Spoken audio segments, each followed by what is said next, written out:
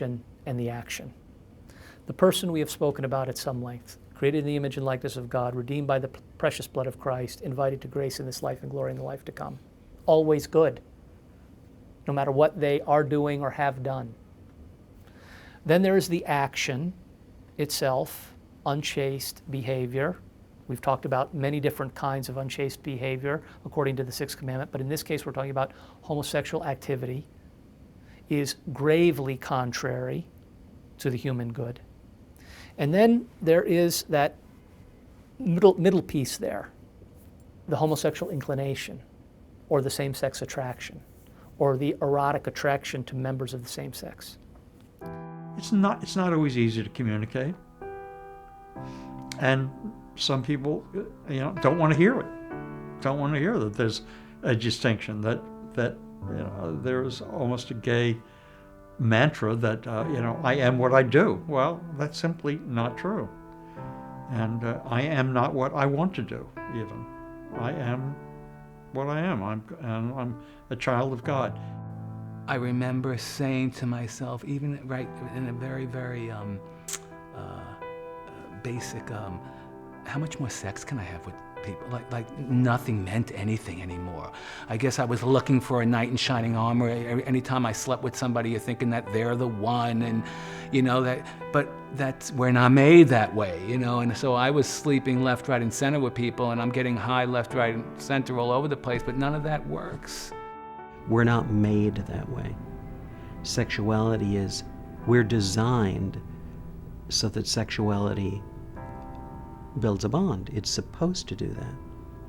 And so when you pretend that it's not for that, and when you keep joining and tearing away, and joining and tearing away, and joining and tearing away, for a while you have an awful lot of pain, and then you have an awful lot of scar tissue.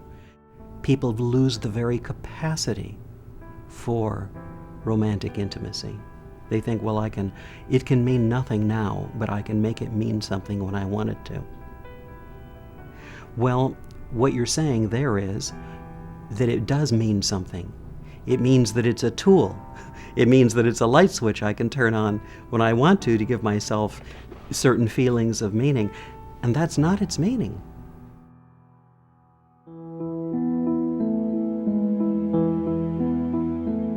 When we talk about our design, including our design of sexuality, we are talking about the bedrock of moral thinking that predates Christianity. It's called natural law. Ancient philosophers like Plato and Aristotle spoke of moral laws that are built right into our nature. These laws don't need to be proven. They are evident in themselves. These secular thinkers with no connection to Christianity knew that there is a moral design, a natural law about who we are and about right and wrong. There is a twofold universal experience of morality that everyone shares. The first is commonly called the natural moral law.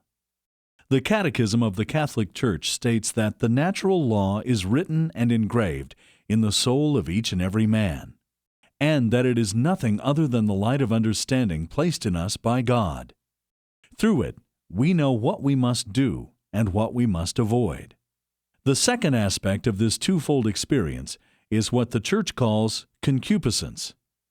Due to original sin, our human nature has been weakened of its power to choose the good and avoid evil. In his dialogue Phaedrus, Plato uses the image of two horses bound to the same chariot, but pulling it opposite directions, to describe this moral tension. St. Paul wrote about this in a struggle in his letter to the Romans, telling them, "For I do not do the good I want to do, but the evil I do not want to do. This I keep on doing." Later, the great doctor of the Church, St. Thomas Aquinas, used the idea of natural law to help Christians of his day better appreciate right from wrong. Natural law means the laws of our nature. Now, if you think that nature just means stuff, material, you would say, what do you mean laws of nature? You mean like gravity? No, we're talking about moral laws. We're talking not about the laws of what will happen. You drop a rock in a gravitational field and it goes down. We're talking about the laws of what needs to happen for beings made as we are made to be fulfilled. For instance, you should not gratuitously harm your neighbor. Equals should be treated equally in the relevant respects. Good is to be done and evil is to be avoided. Now you can't prove those things, but you don't need to, because they're evident in themselves. Okay, so this is deeply built into the human moral intellect. We have a design. I was talking about design before. The designedness of things, even before you know any details about how we're designed, the sheer recognition that we are designed tells you something about right and wrong, because it starts drawing your attention to the designer. It starts making you ask questions about him. It means, if you take it seriously, that means the way that I am is not an accident. I'm not just a meaningless and purposeless result of a process that did not have me in mind. There is an illusion out there, and not everyone has this illusion. But many people think that sex is just a source of so much trouble. And if only I can make it meaningless, it won't be a problem. If only I can make it empty, it won't be a problem. That's the origin of the whole hooking up culture, you know. You might not even know the name of the person that you sleep with. You might be connected with them for only 15 minutes or only one night. And even after one night, you still don't know the guy's name. We are designed for intimacy, bonding, and complementarity. The Catechism states everyone, man and woman, should acknowledge and accept his or her sexual identity. Physical, emotional, spiritual differences and complementarity are oriented toward what the Catechism calls the goods of marriage, that is, the flourishing of family life.